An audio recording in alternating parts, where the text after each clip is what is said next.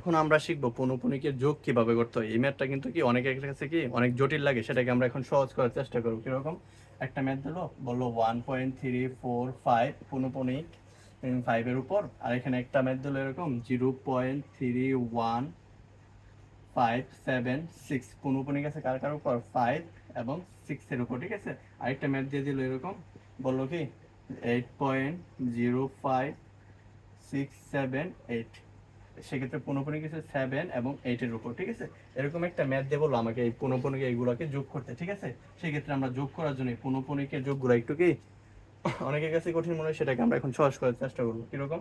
দেখি, এক্ষেত্রে অনাবৃত সংখ্যা কি আর আবৃত সংখ্যা কি, এই সংখ্যাগুলোকে আমাকে খুঁজে বের করতে হবে। এক্ষেত্রে দেখতে হবে এখানে কয়টা সংখ্যার উপর কি নাই। এখানে আছে দুইটা সংখ্যার উপর কি নাই, পৌনঃপুনিক নাই। এখানে আছে দুইটা সংখ্যার উপর, এখানে আছে কয়টা সংখ্যার উপর? তিনটা সংখ্যার উপর। তাহলে আমরা বলতে পারি সবচেয়ে বেশি অনাবৃত সংখ্যা আছে তিনটা। তাহলে আমরা যদি এখানে লিখে রাখি সাইড নোট, অনাবৃত কয়টা সংখ্যা পেলাম?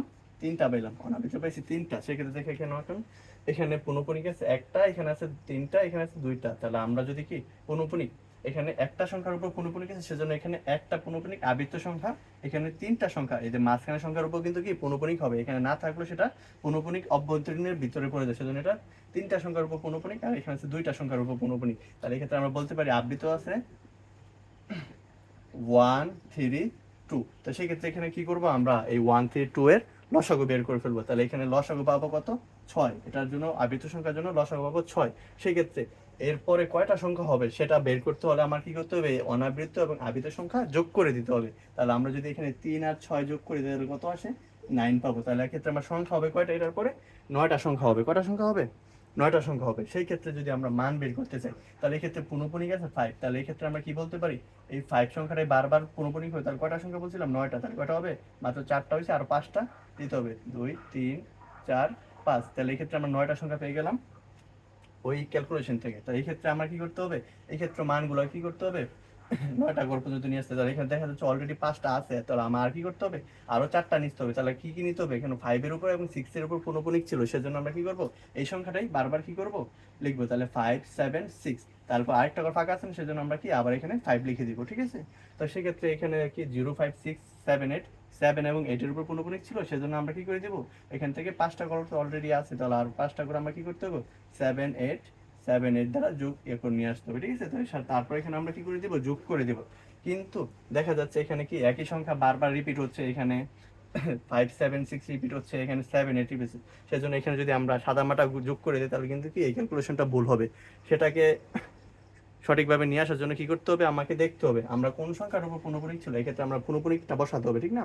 তো এক্ষেত্রে দেখতে হবে অনাবৃত সংখ্যা কত ছিল? 3। তার পরবর্তী সংখ্যা কত? পরবর্তী সংখ্যা এখানে 5, তারপর পৌনঃপুনিক দেবো এবং তার উপর পৌনঃপুনিক দেবো। এক্ষেত্রে 3 ঘর পরের পৌনঃপুনিক কত হবে? 7 এবং 5 এর উপর পৌনঃপুনিক হবে। এক্ষেত্রে তাহলে 3 ঘর পরে কত আছে? 7 এবং 8 এর উপর পৌনঃপুনিক হবে, ঠিক আছে।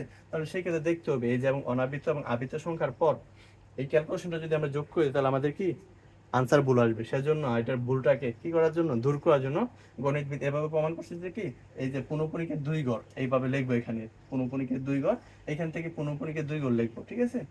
এখান থেকে পৌনঃপুনিকের 2 ঘর লিখবো। কত আসে? 7 8। এটাকে এখন যোগ করব, ঠিক আছে। এখানে সাইডে আমরা দরকার লাগে এটা রাফ হিসেবে করে নিব। তাহলে কত আসে? 5 6 11 11 8 19, হাতে আছে 1 1 আর 5 6 7 6 আর 7 কত? 13 7 আর 13 কত আসে? 20। তাহলে এখানে কত পাচ্ছি? 20। তাহলে এই হাতে কত আছে? 20 20 পাচ্ছি, ঠিক না? হাতের 2 পাবো। এই হাতের 2টা আমাকে কি করতে হবে? এখানে যোগ করে দিতে হবে। এই যে তাহলে যোগ করে যদি দেই, হাতের 2টা যদি আমি এখন এই সংখ্যার উপর যোগ করে দেই, ঠিক আছে। তাহলে 5 এর সাথে 2 যোগ করলে কত আসে? 7 7 আর 5 12 12 আর 8 20। তাহলে কত পাইলাম? 0 পাইলাম। হাতে আছে 2 2 আর 5 6 7 7 4 14 14 আর 6 কত আসে? 20। তাহলে আবার কত পাইলাম? 0 পাইলাম, ঠিক আছে।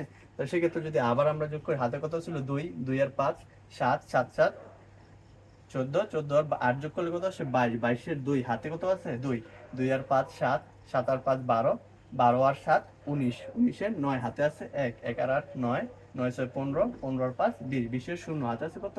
2 2 আর 5 7 7 7 14 7 আবার কত আসে? 21 21 এর 1 হাতে আছে কত? 2 2 আর 5 7 7 5 12 12 আর 6 18 18 আর 8 হাতে আছে কত?